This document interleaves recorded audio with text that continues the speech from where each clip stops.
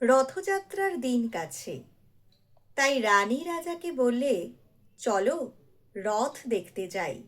রাজা বললে, আচ্ছা। ঘোড়াশাল থেকে ঘোড়া বেরোলো, হাতিশাল থেকে হাতি, ময়ূরপঙ্খী যায় সারি সারে, আর বল্লম হাতে সারি সারি সিপাহী শান্ত্রী। দাস দাসী দলে দলে পিছে পিছে চলল।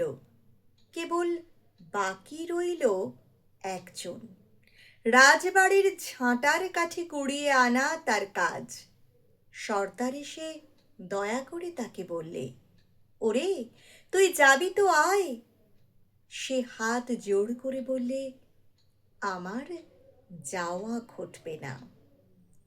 রাজার কানে কথাটা উঠল, সবাই সঙ্গে যায়, কেবল সেই দুঃখীটা যায় না। রাজা দয়া করে মন্ত্রীকে বললে, ওকেও ডেকে নিও।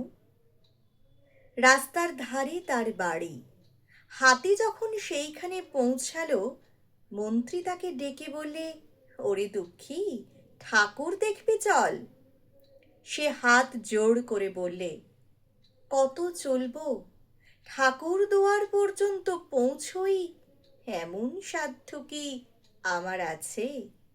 মন্ত্রী বললে, ভয় কি রে তোর, রাজার সঙ্গে চলবি। সে বললে, সর্বনাশ, রাজার পথ কি আমার পথ? মন্ত্রী বললে, তবে তোর উপায়? তোর ভাগ্যে কি রথযাত্রা দেখা ঘটবে না? সে বললে, ঘটবে বই কি, ঠাকুর তো রথে করেই আমার দুয়ারে আসেন।